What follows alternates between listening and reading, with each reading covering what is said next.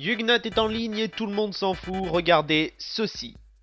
Vous êtes sans doute en train de vous dire que vous n'avez aucune idée de ce que c'est. Eh bien, c'est un graphique. Et ouais. Ok, plus sérieusement, c'est un graphique représentant les notes données aux différents jeux Harry Potter sur PC par Electronic Arts sur différents sites internet, ainsi que la moyenne des 4 courbes en rouge. L'idée est de vous faire comprendre que, de l'avis général, les jeux se sont pas mal cassé la gueule après le prisonnier d'Azkaban, mais les 3 premiers jeux, eux, étaient plutôt bons, et c'est du deuxième que nous allons parler, la Chambre des Secrets. Pourquoi vous présenter ce graphique ?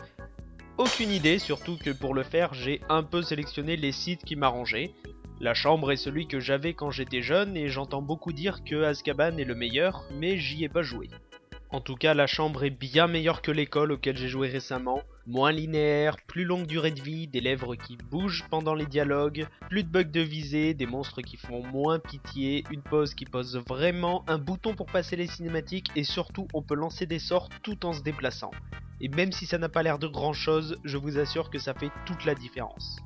Je sais que c'est assez long comme intro et que ça n'a rien à voir avec le boss en lui-même, mais comme c'est un jeu assez peu connu et que j'aurai sans doute rarement l'occasion d'en parler ailleurs, j'en profite. Là où je veux en venir, c'est que ce jeu est vraiment sympathique et qu'il ne faut pas vous limiter au médiocre dernier jeu de la licence ou au petit logo Electronic Arts pour vous faire un avis dessus. Bon, au cas où vous ne seriez pas fan d'Harry Potter et ne connaîtriez pas l'histoire du second volet, je vous la fais rapidement. Harry et ses amis sont de retour à Poudlard pour leur deuxième année de bac pro sorcellerie, mais durant l'année, des élèves se font attaquer et se retrouvent pétrifiés. L'agresseur laisse un message pour signaler que la chambre des secrets a été ouverte. On leur raconte que Salazar Serpentard avait été rejeté par les autres fondateurs de Poudlard parce que c'était un sale raciste plein de préjugés, alors il enferma un monstre dans le château pendant que les autres ne regardaient pas.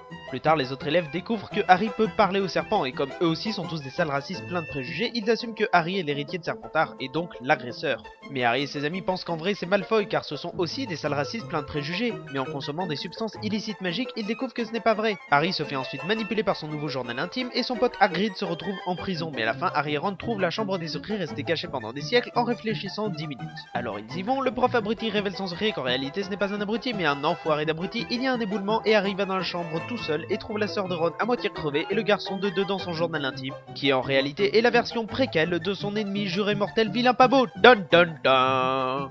Et c'est à peu près là qu'on en est. Bien entendu, jeu vidéo oblige, contrairement au film et au livre, la chambre des secrets ne se trouve pas derrière la porte de la chambre des secrets, mais au fond d'un immense donjon rempli de sales bestioles. Des crabes de feu, des lutins de Cornouailles, des escargots orange géants, des korrigans et d'autres crabes de feu encore plus balèzes puisqu'il vous faudra 3 sorts au lieu d'un pour les assommer. Et bien sûr, l'endroit est truffé de pièges, notamment le sol qui s'ouvre sous vos pieds ou la séquence du rocher.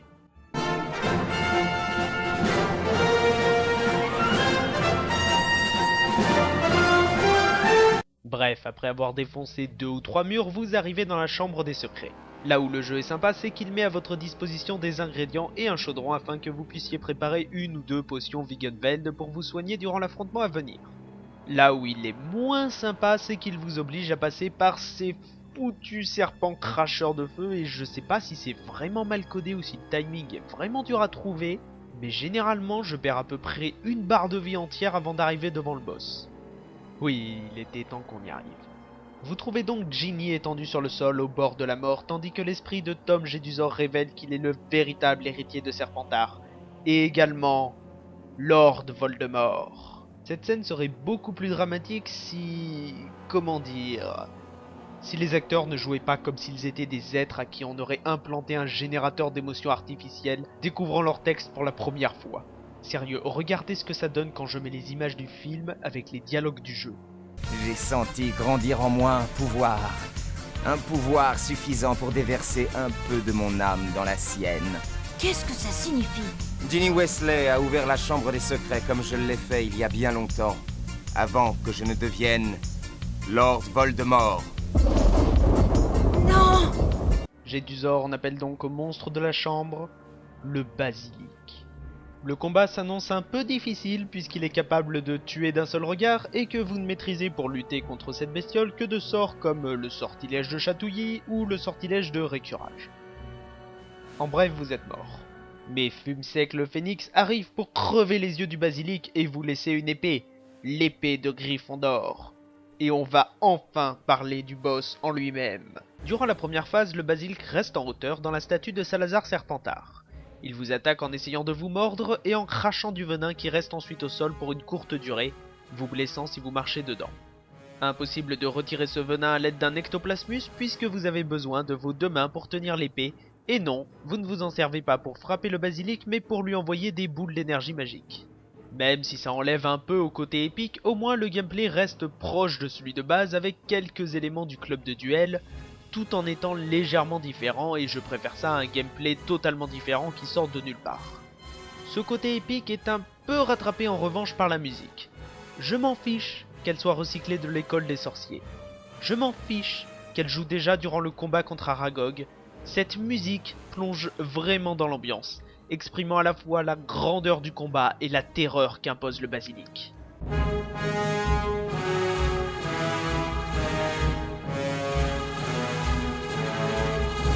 Malheureusement, vous n'allez pas l'apprécier très longtemps. Le gros problème de cette phase, c'est que le basilic a une animation assez longue lorsqu'il est touché.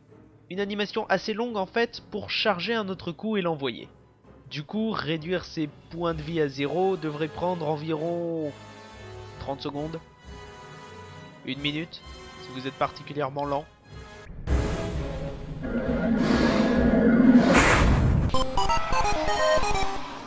Alors commence la seconde phase et la musique la plus épique que j'ai jamais entendue de toute ma vie.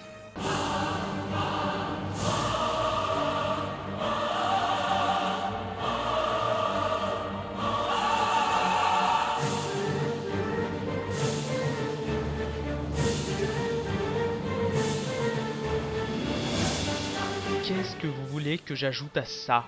Cette musique est absolument fantastique. Elle rend le combat grandiose. Je suis absolument sérieux quand je dis que c'est l'une des plus épiques que j'ai jamais entendues.